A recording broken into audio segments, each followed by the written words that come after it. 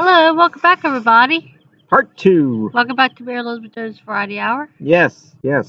And so, like I said, the winter's almost over. It's a nice day. Yay. We picked a good day to do the show. Yeah. And we're back in the sunlight again. Yeah. I think I need sunglasses. Yeah. I'm squinting. You might see tears go down my eyes, but it's not because I'm sad. It's because the sun is in my eyes. Yeah.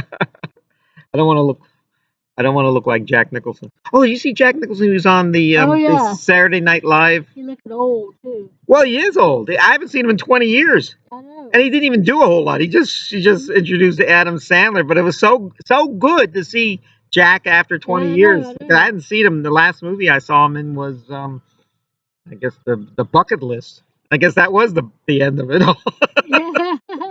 With Morgan Freeman. And now all those other. Did you watch that Saturday Night Live and Paul McCartney at the end? And there was Paul Simon, and there was who else was that? Wow. Everyone in showbiz was there. It was and Garrett Morris. He was on the original Saturday Night Live. He was there, and it was so good to watch that. I've been watching a lot of television lately because because we've had a lot of snow lately, and thus we've had a lot of rehearsals and everything. We have had a lot of stay at home. It's almost like the pandemic again. We've had snow like every Wednesday for the last month. Yeah. And that's Wednesday and part of Thursday. You can't do anything. And then you'd have nice weather. And then I always see on there, what does it say?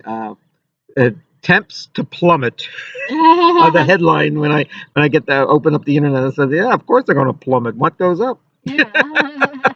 And we're going to change the clocks back again in March 9th, I think it is. Yeah, March 9th. So it's not that far from now. And I always feel that's when the winter, it may not really be over, but it's kind of almost over at that point. So that's good. I've been watching this show a lot. This is the second season, but Ted Lasso. Yeah. Well, the name of the place is Richmond in England. He does the show from. Yeah. So he does it's a well, I think it might be a fictitious place or fictitious team, but he's a soccer coach, and he's played by Jason Sudeikis. Jason Sudeikis is from Saturday Night Live. He was at the awards, not the awards, the 50th anniversary show. I always liked Jason Sudeikis. I like him in movies like Horrible Bosses and everything. Yeah. He's always good. He's a really good actor, and then he found this show, Ted Lasso. And I'll tell you what it's about. It's about this American football coach that needs a job, and he goes to England. They hire him to be a soccer coach, and he knows very little about soccer, or knows the basics, but not enough to coach it. Yeah. But he feels it's not so much. The coaching is more about the coaching is more about the how to inspire the players and everything. And of course when they first see him, an American in England, everyone makes fun of him because Americans are kind of dorky when they go overseas. Yeah. And what I really liked about this show is I used to live in Ireland for 3 years, and I had the same sort of culture clash. And yet the people eventually did warm up to me, like they do over the case of this show, Ted Lasso. So I do like the show, and I find something good about it every show. I got to tell you something that I saw on the show that was very interesting. There's an episode, I think in the second season, where this player is not doing so well, and he's mad at the world. He's mad at everything. He doesn't like being a soccer player anymore. He doesn't like, having to deal with the crowds and the fans and the other teams and everything he hates. So his coach, a different coach, goes and takes him to a schoolyard where these kids, like high school kids, are playing soccer. And he goes, now go play with them. He goes, I'm going to beat their butts. I'm a professional. They're much younger than me. And he said, well, then do it for fun, because you've lost your sense of fun. You've lost and play like when you were a kid and played soccer, you didn't care whether you won or lost. You'd play all day.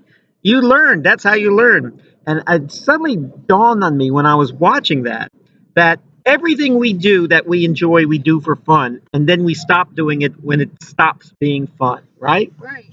And I found this out People, certain people, you meet them, they're a lot of fun when you first meet them. But then, like everyone has a shelf life. After 2 weeks, you're tired of them. They're Yeah. not fun. Or they start complaining to you a lot, or they start yelling at you a lot, getting mad at you. They find fault with you. They've lost their fun. And people have told me recently, just coincidentally, after I watched this episode of Ted Lasso, that it's like going to work every day has stopped being fun. I said, "We'll get a new job." Yeah. I mean, it's not really all that difficult to figure these things out. You know, it, do something. Certainly, when you get a new job or get a new everything, get a new pair of clothes, it's always fun. Yeah. Yeah, so so keep having fun out there. Yeah. I do this podcast. We're almost at the 90 mark, and because it's still a lot of fun to do. Yeah. I don't have any regrets. I'm looking forward to the next 90 of them, Yeah. 900 of them. So, and I listen to music all the time. And this is part of the show where we talk about our favorite types of music and everything. Yeah. And so every week we try to talk about someone different. Yeah. Here's someone. Mr. Poindexter. Buster Poindexter. What do you know about Buster Poindexter? He had the split hit feeling. Hot, hot, hot. Yes, they use it on the cruise ship commercials, and they're always playing this song. Oh yeah. Hot, hot, hot. Anyway, I saw Buster Poindexter. Um, First time I saw him was on Saturday Night Live. He was the musical guest. I didn't know who he was, and then somebody said, "You know who he is." I said, "Who is he?" He says he used to be one of the biggest punk rockers ever. I said, "Really?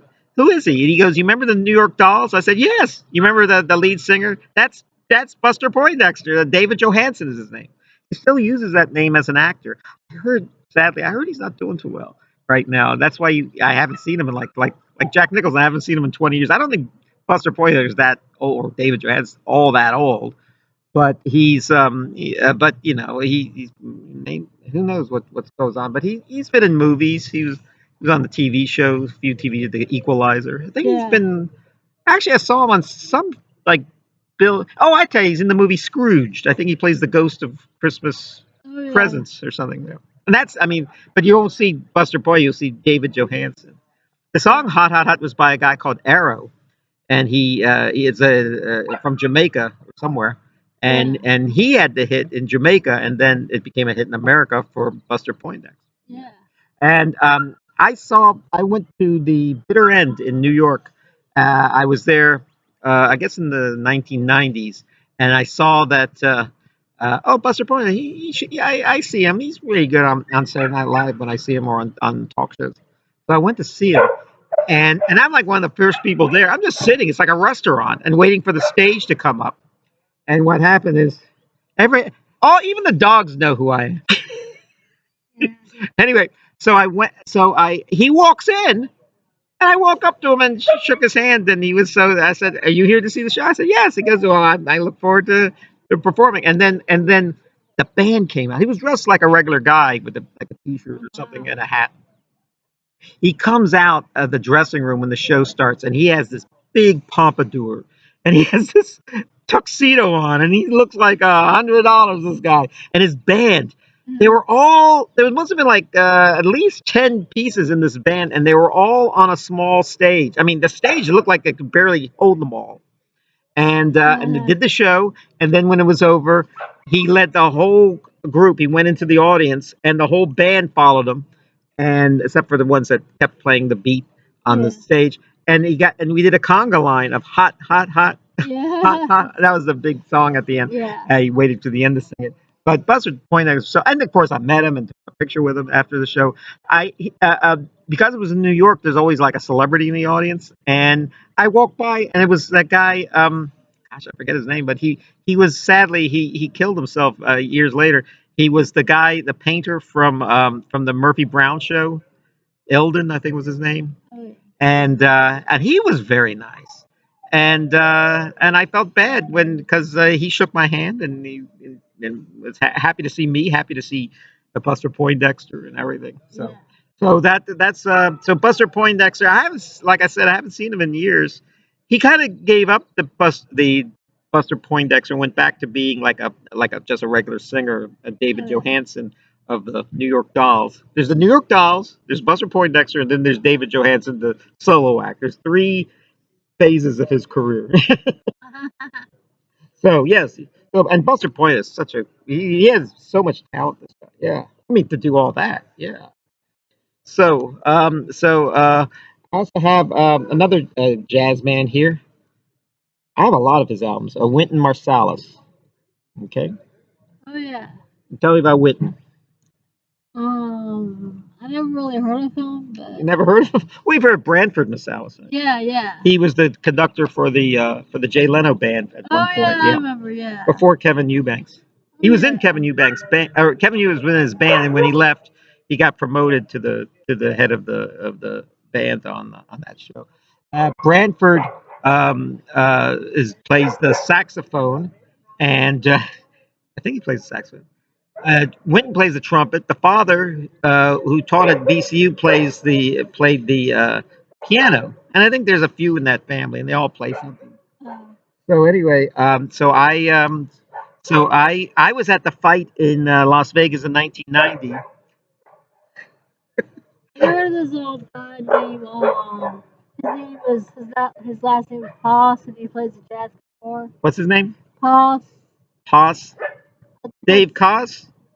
I think it's even John Poss or something. John Prine? Poss. How do you spell it? Pass. Joe Pass. Joe Yeah. Pass. Yeah. Yeah, I know Joe Pass. Yeah. He's really good. Oh, he's really good. Yeah. He's My across the street neighbor, yeah. he has a shed on with his face on it. That's Joe Pass. I always Yeah. wondered. I pass by this sign every day, and oh, is that the? I didn't know who it was. It looked like Jerry Colonna with the mustache and everything. Yeah. Do you have any of his albums? Joe Pass. No, I don't, but I like to have some. Yeah. Yeah, I don't really see a lot of Joe Pass. He probably doesn't record a whole lot. He's still around, I think. Yeah. Yeah. But anyway, Wynton. He died. Well, if he died, he can't. He Yeah. can't do much more ever since. Yeah. But I was okay. I'm at the big fight in Las Vegas, 1990. It was Buster Poindexter versus Evander Holyfield, Oh yeah. and every male celebrities. I didn't see any female celebrities, but they were all there. Mickey Rourke, I met Clint Eastwood, I met Bruce Willis was there. I met Tommy Lasorda, Andre Agassi. I mean, you name them, they were there. Oh wow. And it was there was two people that nobody recognized. Now they would but this was before the internet. It came in a big way. One was Steven Spielberg. I took his picture, and he says, "Thanks for taking my picture." Nobody recognized me up to now. And now you would know what Steven Spielberg looks like. The other guy was Wynton Marsalis. I said, "I really enjoy your music, Wynton." He goes, "Oh, thank you," and no one noticed him at all. And he was very nice to me. Everyone's nice to me. Actually, there was one guy who wasn't nice to me. It was at that same day I met Chevy Chase. Wasn't very nice to me. But I think he's nice to anybody. Yeah. If you read about him. So I saw Wynton. I've met his father. I've never met Branford. His father, taught at VCU in Richmond for a few years. Father's since passed away, but I went to see his show and I actually met him a couple of times. Ellis Marsalis. Yeah. And there's actually an album I have of Wynton and Ellis playing duets together. Wynton is very, oh gosh, Wynton is very much a purist about jazz. He likes bebop, and he liked the old time jazz, and he liked the Louis Armstrong jazz and all the other. But he didn't care for the fusion. He didn't care for what Miles Davis did after like a Bitches Brew or any of that fusion stuff he did. I think I had that album. Yeah. So what happened was, and I think Wynton gave another trumpet player, Miles Davis, a hard time for moving forward. Well, Wynton still kind of plays music that was popular 80 years ago, 90 years ago. So which prompted Miles Davis to give one of the best insults ever. He said, "If I could play like Wynton Marsalis, I wouldn't." No, both of them are great, and there's room for both of them. But I do remember that Miles. I talk about Miles all the time. Miles, actually, like a year before he died, he played at the Montreux Jazz Festival in France. Yeah. I think it's in France or Switzerland, and he played with a big band. Like I think Quincy Jones put that together, and he played with a big band, and he played like bebop type music, and he played like standards and stuff, and no fusion, no none of the and I think he was trying to tell everyone, you think I've lost it? I have not lost it. I've just moved on, but I can still play as good as I ever played. I told you I met a guy. Yeah. I met a drummer from New York, right? Oh yeah, what's his name? His name is Yamusa. Yamusa. Yeah. And was he does he play for a band or? He plays for a band. Yes. I mean, what's the name of the band? Um, I don't think it's a famous band. Okay.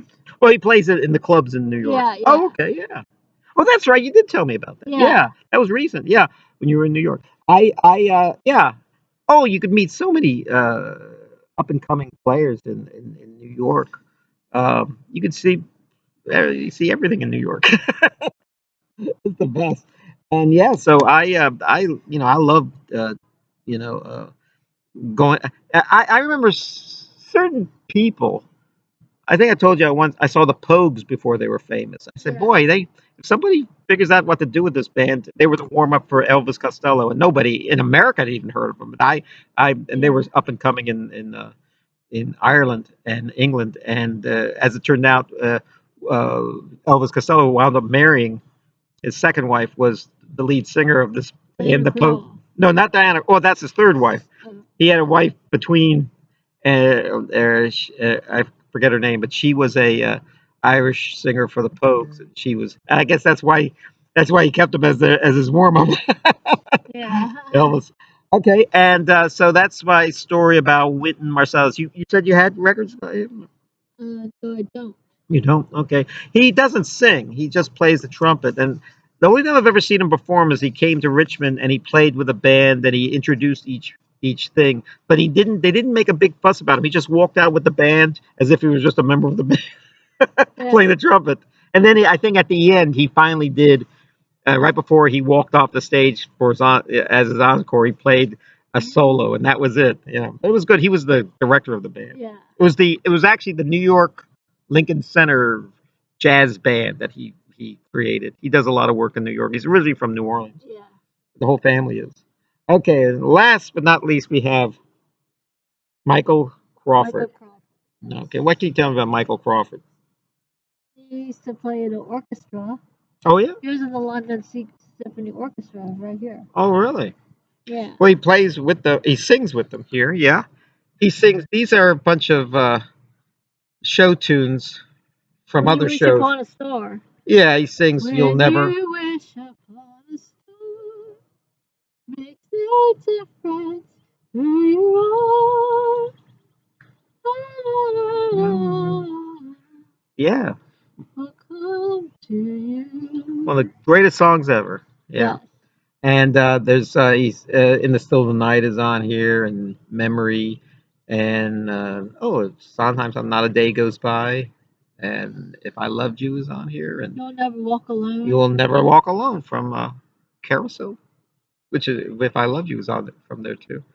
And West Side Story medley sings the songs from West Side Story.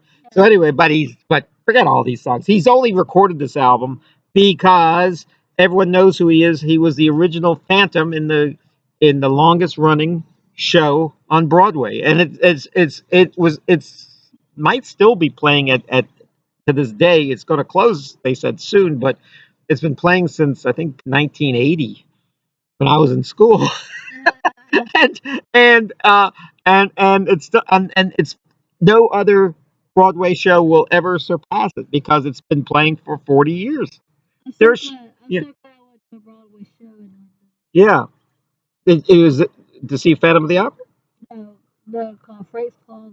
Frank's Closet. Yes, tell us about it. I got to meet celebrities there. Yeah, great. Yeah, The English celebrities. Yeah, they weren't well known, but they're really nice. Yeah. Oh yeah. I got a picture with them and everything. Oh wow. Yes, I know that.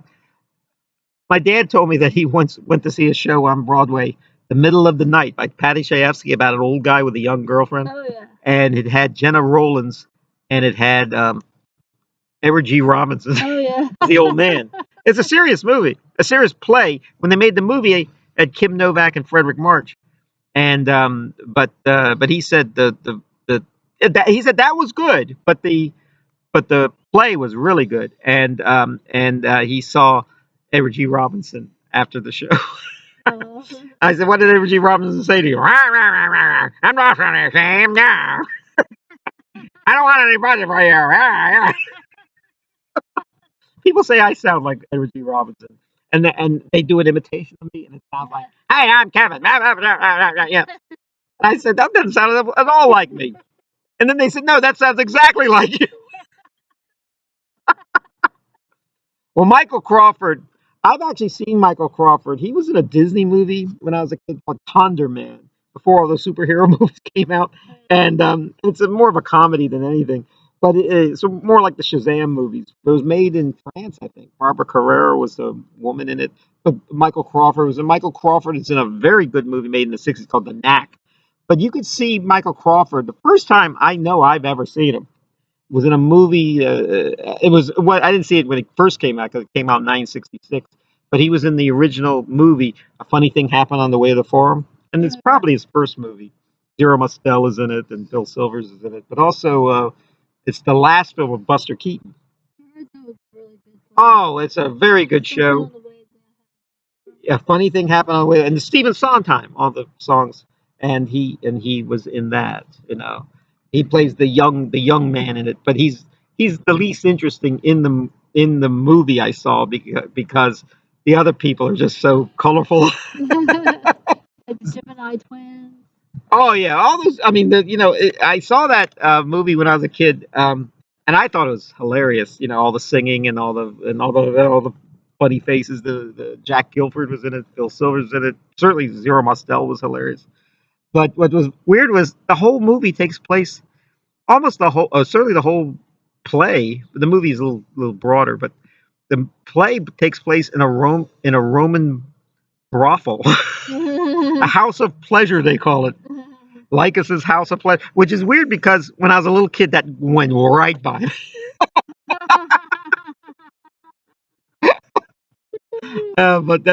But I really thought that was a great show, and you could find it on Tubi. I noticed that it's on Tubi. A Funny Thing Happened on the Way to Forum. There's so many revivals of it with Nathan Lane and with Whoopi Goldberg. I think it even came to Richmond with Mickey Rooney in a traveling, I guess playing Pseudolus, the slave that Zero Mostel plays in the original production and in the movie. Yeah, I think Phil Silvers did a revival of it. They played a different part in that he's in the movie, but he played the star part on stage.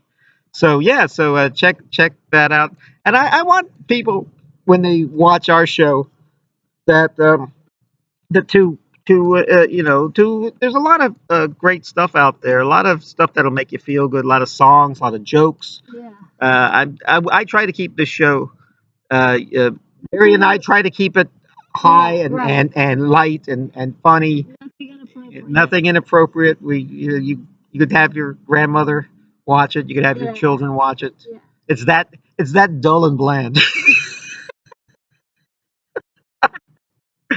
I do other shows that have quite an edge to them, but but not this show. This show is just this show I enjoy doing, and thanks every week for inviting me to do the show with you. So you have a wonderful March. All right. All right. Well, I just want to thank you all for tuning in, and may God bless you all. I'm Kaye Lazar. This is the lovely Mary Elizabeth. Thank you for watching.